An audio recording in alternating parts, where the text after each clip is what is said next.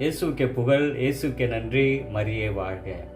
அழிக்கவா ஆக்கவா, அல்லது அழிப்பதற்காகவா காப்பதற்காகவா? இந்த காப்பது என்பது நிறைவேற்றுவதில்தான் அடங்கியிருக்கிறது. ஆண்டவர் எவற்றையும் அழிப்பவர் அல்ல, மாறாக காப்பவர், நிறைவேற்றுபவர் என்ற சிந்தனையை இன்றைய நற்செய்தியின் வழியாக மத்தேயு 5ஆம் அதிகாரம் 17 முதல் 19 வசனங்களை நாம் தியானிக்க இருக்கின்றோம். இயேசு தம் சீடரை நோக்கி இவ்வாறு கூறுகிறார்: திருச்சட்டத்தையோ இறைவாக்குகளையோ நான் அழிக்க வந்தேன் என நீங்கள் எண்ண வேண்டாம்.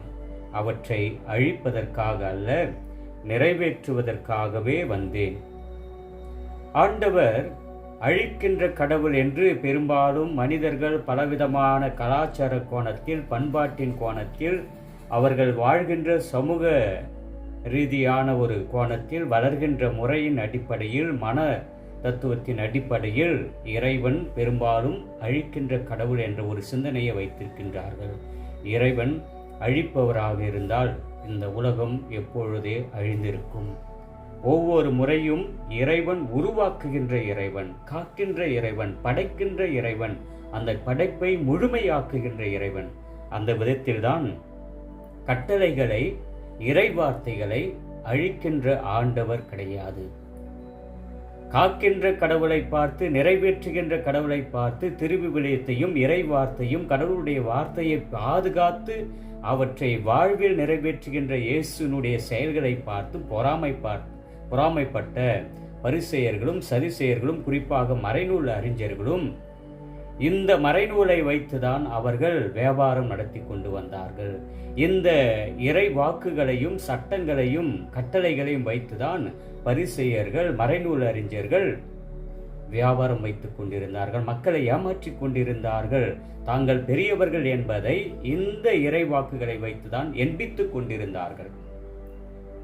அதே இறைவாக்கை வைத்து ஆண்டவர் இயேசு கிறிஸ்து குறிப்பாக ஓய்வு நாட்களில் அவர் புதுமைகளை செய்கிறார், அற்புதங்களை செய்கிறார், அதிசயங்களை செய்கிறார், மனித நேயத்தை மிளிரச் செய்கின்றார்.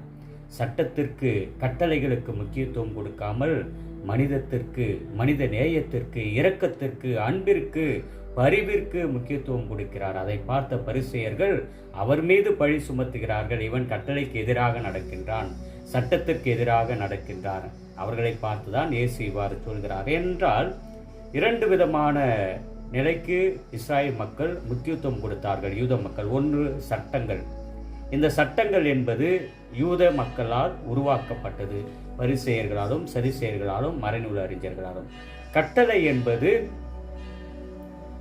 இறைவன் தந்தது கட்டளை. அதாவது இன்னொரு விதத்தில் சட்டங்கள் என்பது மோய்சன் வழியாக ஒழுக்குமுறை வாழ்க்கை வாழ்வதற்காக கொடுக்கப்பட்டது சட்டங்கள். கட்டளைகள் என்பது இறைவன், யாவை இறைவன் மக்களுக்கு வழங்கியது. இந்த இரண்டையும் திரித்து அவற்றை மக்களுக்கு தவறான முறையில் போதித்தார்கள்.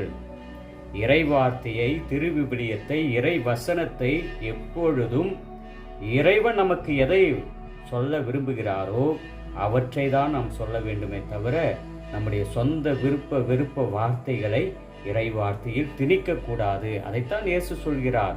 கடைசியாக சொல்கிறார், இக்கட்டளைகளில் மிக சிறியது ஒன்றையேனும் மீறி அவ்வாறே மக்களுக்கு கற்பிக்கிறவர் விண்ணரசில் மிக சிறியவர். மனிதனுடைய எண்ணங்களை இறை வார்த்தையில் திணிக்கக்கூடாது. இறை ஆவியின் அருளால் எழுதப்படுகின்ற அந்த இறை வார்த்தையை தியானித்து இறை மக்களுக்கு நாம் சிந்தனையாக வழங்க வேண்டும் என்பதையும் இந்த நாளிலே நாம் சிந்திக்க வேண்டும். ஆம், அன்புமிகு இறை மக்களே, ஆண்டவர் ஒருபொழுதும் இறை வார்த்தையை அழிக்கின்ற கடவுள் அல்ல. ஒவ்வொரு நாளும் அந்த திருவிவிலியத்தை படிக்க நம்மிலே அவற்றை நிறைவேற்றுகின்ற கடவுளாக இருக்கின்றார். நாமும் இறை வார்த்தையை நிறைவேற்றுபவர்களாக வாழ இந்த நேரத்திலே மன்றாடுவோம். என்றும் வாழும் எல்லாம் அல்ல இறைவா, திருவிவிலியத்தின் மீது ஆழ்ந்த பக்தி கொண்டு அந்த திருவிவிலியத்தை படிக்கின்ற ஒவ்வொரு நேரமும் இறைவன் எனக்கு என்ன சொல்கிறார், இறைவன் அதற்கு சரியான விளக்கத்தை என்ன கற்பிக்கின்றார் என்பதை உணர்ந்து, பொருள் உணர்ந்து, இறை பயபக்தியோடு அவற்றை படித்து பிறருக்கு விளக்கம் கொடுக்கக்கூடிய ஆசிரியும் அருளையும் எங்கள் ஒவ்வொருவருக்கும் பொழிவீராக. ஆமீன். இயேசுவுக்கே புகழ், இயேசுவுக்கே நன்றி. மரியே